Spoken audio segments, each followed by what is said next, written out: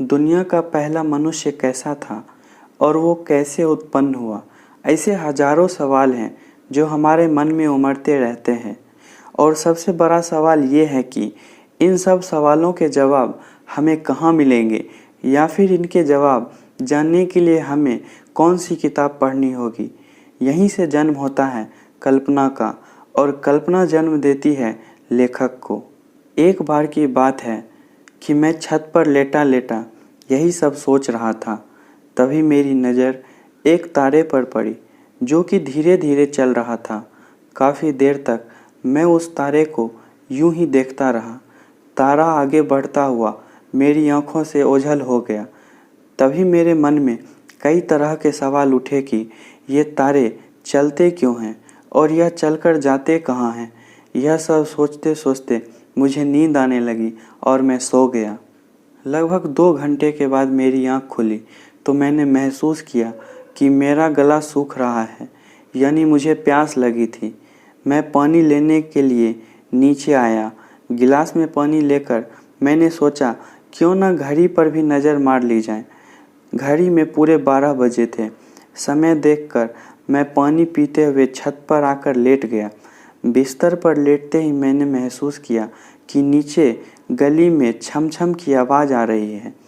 दबे पांव मैंने नीचे झांक कर देखा तो मेरे होश उड़ गए और मैं दौड़कर अपने बिस्तर पर आकर चादर ओढ़ कर लेट गया, पर मुझे नींद नहीं आ रही थी।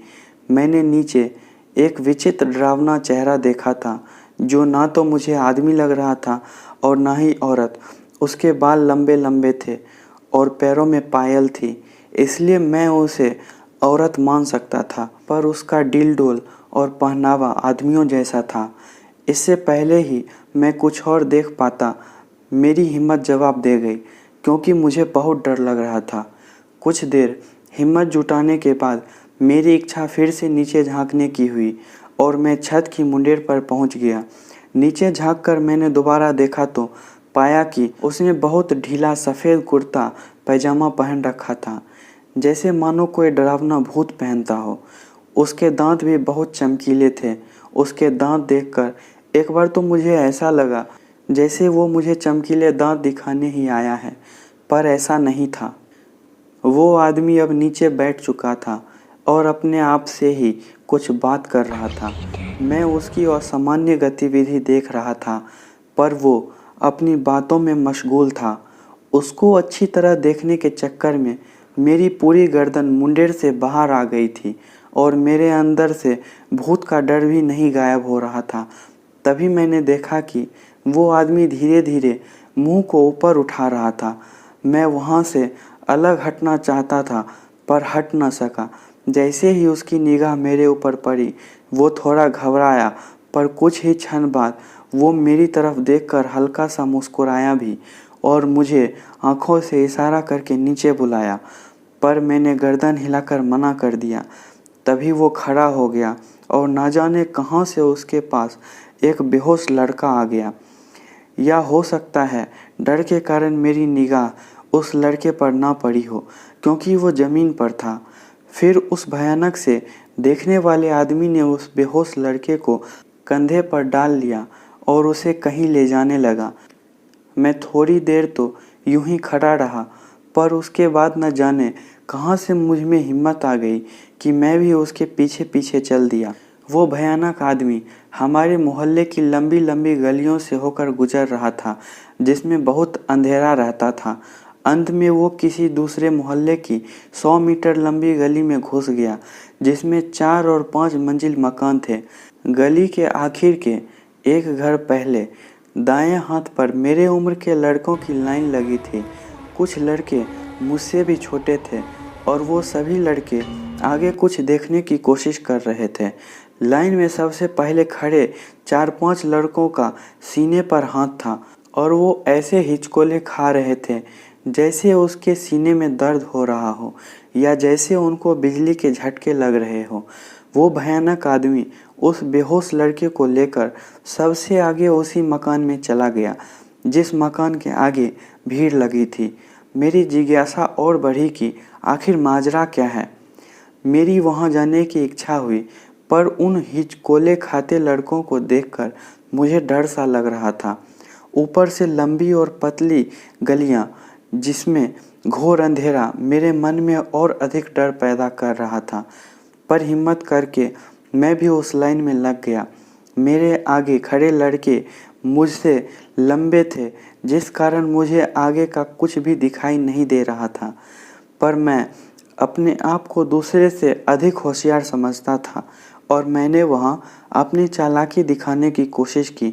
मैंने सोचा क्यों न यह नज़ारा छत के ऊपर से देखा जाए, आखिर वहाँ चल क्या रहा है। पर यदि किसी ने मुझे छत पर जाने से रोका होता तो मैं कह दूं कि सुबह मेरी बॉल छत पर चली गई थी, वही लेने जा रहा हूँ। मकान नया था और 5वीं मंजिल तक बना हुआ था। जैसे ही मैं घर में गया वैसे ही बहुत तेजी के साथ बाहर से घर का दरवाज़ा अपने आप बंद हो गया। दरवाज़ा बंद होते ही मेरे होश उड़ गए। चारों तरफ एक गुप्त अंधेरा था। मुझे एक एक करके सारे भगवान के नाम याद आने लगे कि हे राम, हे बजरंगबली, हे भोलेनाथ, कोई तो मुझे इस मुसीबत से बचा लो। आगे कभी भी ऐसी गलती नहीं करूँगा। अभी तक मेरी नज़र दरवाजे तक ही सीमित थी। इतने सारे भगवानों के नाम जाप करके मुझे किसी भगवान ने दर्शन तो नहीं दिए, लेकिन मुझ में थोड़ी हिम्मत जाने कहाँ से आ गई थी कि मैंने पीछे गर्दन घुमाने की कोशिश की।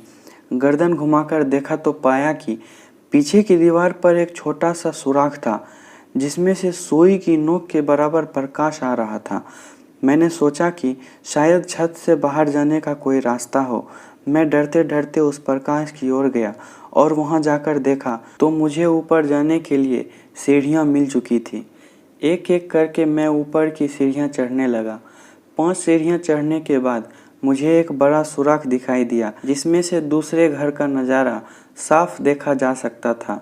मैंने उस बड़े से सुराख में झांक कर देखा तो पाया कि सुराख के उस पार वही भयानक आदमी उस बेहोश लड़के को गोद में लिए खड़ा है, परंतु उन दोनों के सिर धड़ से गायब हैं, यानी उन दोनों की गर्दन नहीं थी। मैंने कुछ और देखने की कोशिश की, किंतु उससे अधिक मुझे कुछ दिख ना सका। वो बिना सिर के धड़ देखने के बाद तो मैं डर के बारे में बिल्कुल ही भूल चुका था। मेरा रास्ता अब ऊपर छत की ओर जा रहा था और बेझिझक एक सीढ़ी चढ़ता हुआ मैं ऊपर पहली मंजिल पहुंच गया। पहली मंजिल का नज़ारा बहुत भव्य था। मुझे ऐसा लग रहा था जैसे मैं जन्नत में आ गया था। हर तरफ सफाई थी। जमीन पर मखमल की कालीख बिछी थी। दीवारों पर राजा महाराजाओं की तस्वीर लगी थी। दीवार के दोनों ओर शाही कुर्सियां और मेजें थी। मेज पर खाने के लिए बहुत सारे पकवान थे। पकवान देखते ही मैंने इधर उधर देखना बंद कर दिया और थाली में सजे लड्डू इमरती देख मैं खाने पर भिड़ गया।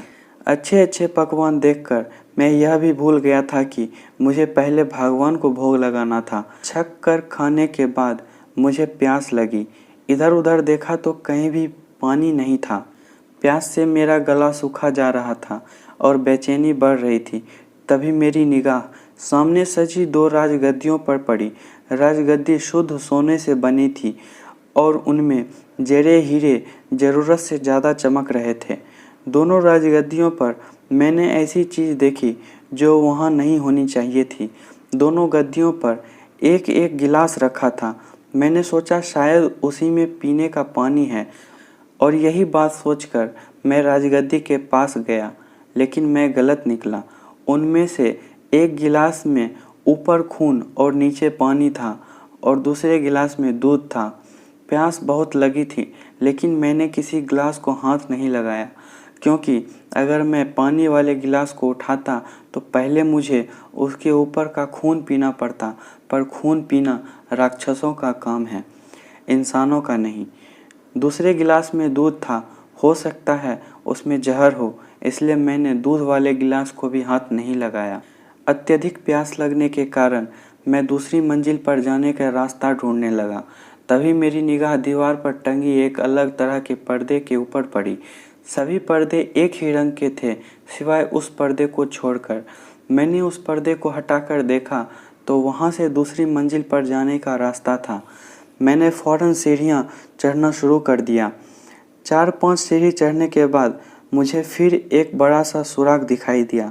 सुराख के उस ओर फिर से कोने झांक कर देखा तो वहाँ एक बुढ़िया बैठी थी जिसके बाल पूरी तरह सफ़ेद थे।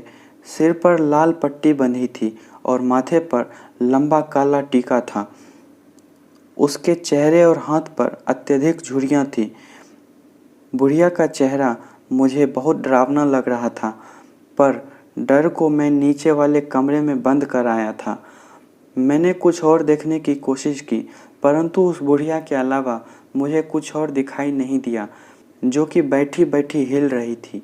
यह सब यहीं भूल मैं ऊपर दूसरी मंजिल पर पहुंच गया। वहां का नज़ारा नीचे से भी अलग था। वहां मुझे बहुत सारे आदमी दिखाई दिए और हर आदमी के हाथ में लड़ने के लिए कुछ न कुछ हथियार थे। उन सभी की निगाह एक और बने गोल घेरे में थी। मैं भीड़ की तरफ बढ़ा और एक आदमी से पानी के बारे में पूछा तो उस आदमी ने मेरे हाथ में भी एक कुल्हाड़ी दे दी। मैं भीड़ चीरकर अंदर घुसा तो देखा कि 2 आदमी लोहे के सरिये लेकर बुरी तरह लड़ रहे हैं। बात मेरी समझ में नहीं आई कि आखिर यह दोनों लड़ क्यों रहे हैं। लड़ते लड़ते दोनों बहुत जख्मी हो गए थे और कुछ ही देर में एक आदमी ने प्राण त्याग दिए और जो जिंदा बचा उसने मेज पर रखे जग को उठाकर उसका सारा पानी पी लिया। मैंने एक आदमी से उस लड़ाई के बारे में पूछा तो उसने बताया, लड़ाई का एकमात्र कारण पानी है। यहाँ पर पानी की बहुत कमी है। या तो प्यासे मरो या फिर पानी के लिए अपना और दूसरों का खून बहाओ। मैंने उससे कहा कि तुम लोग पानी के लिए अलग से कोई प्रयास क्यों नहीं करते? तो उसने कहा, लड़ाई को ही लोग यहाँ अलग प्रयास मानते हैं, क्योंकि यह सब वही लोग हैं जो नीचे ज़्यादा पानी मिलने पर उसको ज़रूरत से ज़्यादा बहाते थे। 1 बाल्टी पानी काम में लेते तो 10 बाल्टी पानी को बहाते थे। उसी की सज़ा इन्हें यहाँ मिल रही है। मैंने मन ही मन सोचा कि मैं तो ज़्यादा पानी कभी नहीं बर्बाद किया, मेरे लिए ज़रूर कोई रास्ता निकलेगा। मैंने अपनी हाथ वाली कुल्हाड़ी फेंक दी और इधर उधर ताक झांक शुरू कर दी, पर मुझे कहीं भी तीसरी मंजिल पर जाने की सीढ़ियाँ तो दिखाई नहीं दी, पर सीढ़ियों जैसा कुछ और दिखाई दिया, जिसे देखकर मुझे बहुत ही अचंभा हुआ। दरअसल दीवार की एक तरफ सीढ़ी के आकार की तरह इंसानों की गर्दन कटी हुई रखी थी। 5 कटे सर की एक पहरी बनी थी और सारे के सारे कटे सिर बोल रहे थे और सीढ़ी की हर पहरी पर 5 कटे सिर थे। तीसरी मंजिल पर जाने का रास्ता मुझे मिल चुका था, पर मैं कोई शैतान तो नहीं हूँ जो इन कटी गर्दनों के ऊपर पैर रखकर मानवता को गाली दूँ। मैंने अपना रास्ता बदल लिया। तभी मुझे सारी कटी गर्दनों ने एक साथ आवाज़ लगाई, कहा, रुक जाओ, हमसे ऐसे मुंह फेर के मत जाओ। उनकी आवाज़ पर मैं रुक गया और मैंने उनको उनकी इस दुर्दशा के बारे में बताने का आग्रह किया तो उन्होंने बताया कि यह हमारे बुरे कर्मों का फल है। हमने कभी भगवान के आगे सिर नहीं झुकाया। हमारा अहंकार 7वें आसमान पर था। कभी किसी को दान नहीं दिया, कभी किसी के काम नहीं आए, किसी पर दया नहीं की, हमेशा सबको झुका कर रखना चाहा। इसलिए हमें यह निर्दयता की सज़ा मिली है। जब तक हमारे ऊपर से 1 लाख लोग नहीं गुजर जाएंगे, तब तक हमारा सारा शरीर यूं ही तड़पता रहेगा और आत्मा नीचे भटकती रहेगी। तुम भी हमारे ऊपर से होकर गुजरो और हमारे दुख के निवारण का कारण बनो। मैंने उनकी बात मान ली और उन कटी गर्दनों पर पाँव रख मैंने ऊपर चढ़ना शुरू किया।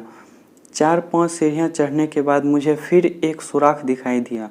सुराख के पार झांक कर देखा तो ना वहाँ बुढ़िया थी, ना वो भयानक आदमी और ना ही वो बच्चा था, बल्कि उन सब से बढ़कर मुझे वहाँ कुछ और भयंकर असाधारण सी चीज़ दिखाई दी। मैंने वहाँ देखा कि एक आदमखोर, जो कि दरवाजे में खड़े बच्चों में से एक एक को अंदर बुलाकर उनके सिर धड़ से अलग कर रहा था और उनके दिल निकालकर एक ढेर में डाल रहा था।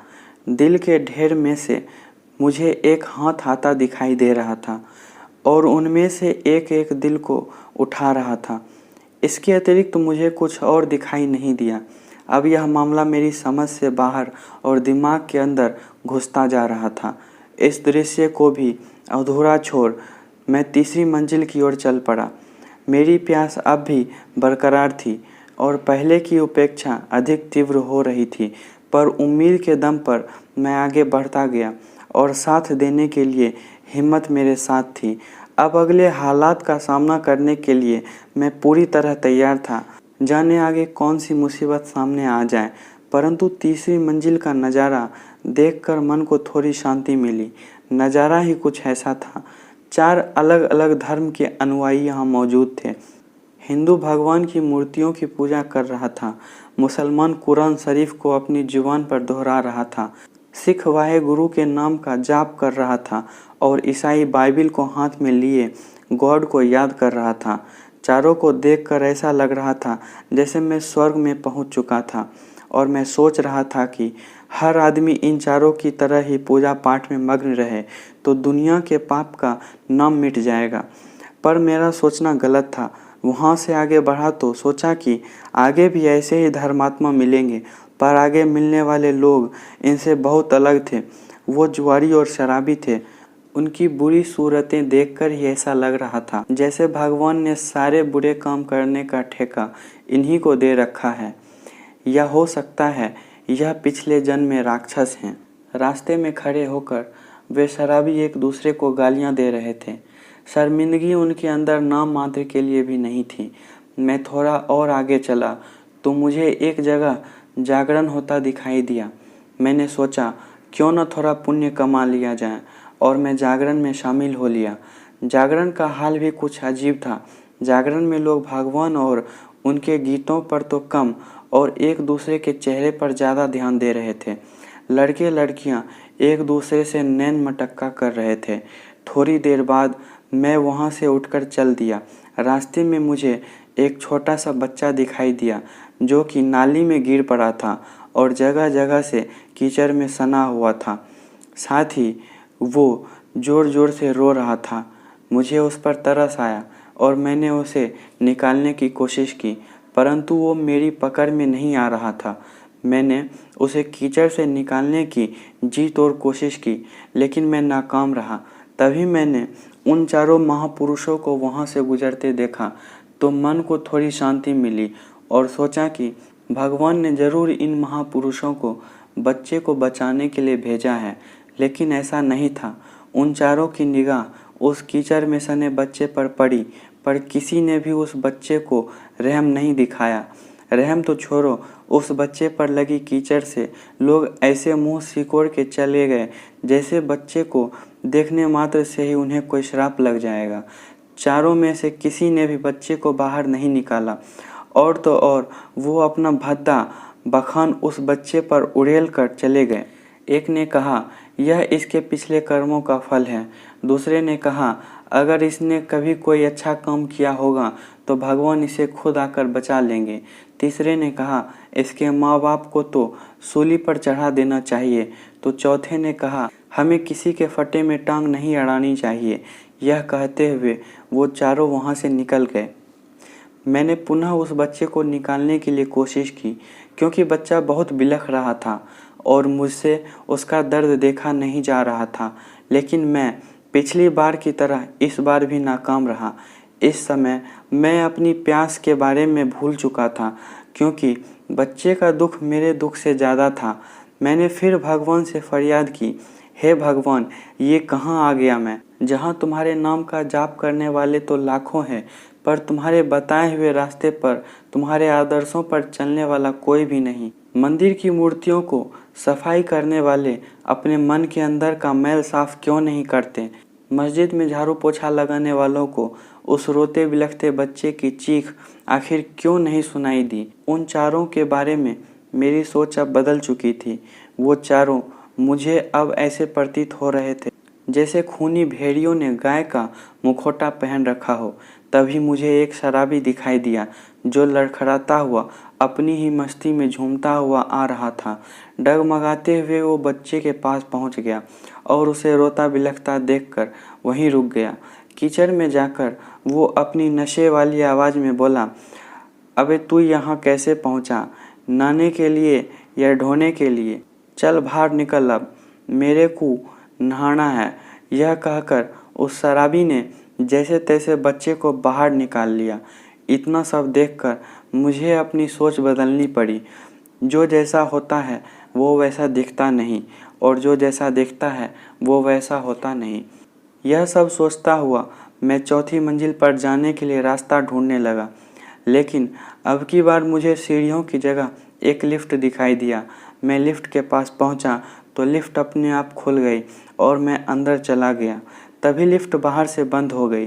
लिफ्ट बंद होते ही मैंने पास में निगाह डाली तो देखा कि पास में एक आदमी खड़ा है जो कि शाही पोशाक पहने हुए था और उसके हाथ में एक बड़ा सा भाला था। उसकी बड़ी बड़ी मूछें थी और सिर पर शाही साफा था। वो मेरे ठीक सामने खड़ा हुआ था। उसको देख मैं थोड़ा सहम गया। मैं उसकी तरफ बार बार देखता और निगाह नीचे कर लेता। मुझे बार बार निगाह चुराते देख उसने कहा, क्या देख रहे हो मेरा लिबास? क्या तुम मुझसे डर रहे हो? मैंने गर्दन हिलाकर जवाब दिया, नहीं, क्योंकि मुझे ज़्यादा बात करने की आदत नहीं है। पर सामने वाला व्यक्ति मुझे कुछ ज़्यादा ही बातूनी लग रहा था। वो फिर मुझसे बोला, कहाँ से आए हो? मैंने कहा, नीचे से। वो बोला, यहाँ सब नीचे से ही आते हैं। यह बताओ, स्वर्ग लोक से आए हो या नर्क लोक से? मैंने कहा, पृथ्वी लोक से आया हूँ। वो बोला, इसका मतलब तुम्हें अभी सज़ा नहीं मिली है। वो मुझसे ऐसे ही सवाल पे सवाल किए जा रहा था। उसने मुझसे पूछा, तुम यहाँ पहुँचे कैसे? तब मैंने उसको सारी आप बीती सुनाई। उसने कहा कि अभी तुम्हारे पास एक मौका और है। मैंने पूछा, कैसा मौका? इतने में चौथी मंजिल आ गई। उसने कहा, मैं तुम्हें अब कुछ नहीं बता सकता, बस इतना समझ लो कि हिम्मत के साथ साथ तुम्हें अब मेहनत भी करनी होगी। जैसे ही मैं लिफ्ट से नीचे उतरा, लिफ्ट वापस नीचे चली गई। मैंने पीछे मुड़कर देखा तो वहाँ चारों तरफ रेत ही रेत था। यह देखकर मेरी हिम्मत टूटने लगी, लेकिन तभी मुझे लिफ्ट वाले आदमी की बात याद आई। पर मेरी समझ में नहीं आ रहा था कि मैं किस ओर चलूं और कहाँ तक चलूं। फिर मैंने सोचा, अगर आंखें खोलकर चला तो मेरे मन में लंबे रास्ते का भय बना रहेगा। क्यों ना आंखें बंद कर चला जाए। आंखें बंद करके मैंने चलना शुरू किया। लगभग 100 मीटर चलने के बाद मैं ठोकर खाकर गिर पड़ा। आंख खोलकर देखा तो मुझे खुशी और डर दोनों एक साथ महसूस हुए। खुशी इस बात की थी कि मुझे वहाँ कुछ लोग दिखाई दिए, और डर इस बात का था कि कितने भयानक और कितने अजीब और डरावने चेहरे वाले लोग दिखाई दिए। उन सभी लोगों में कोई भी आदमी पूर्ण नहीं था।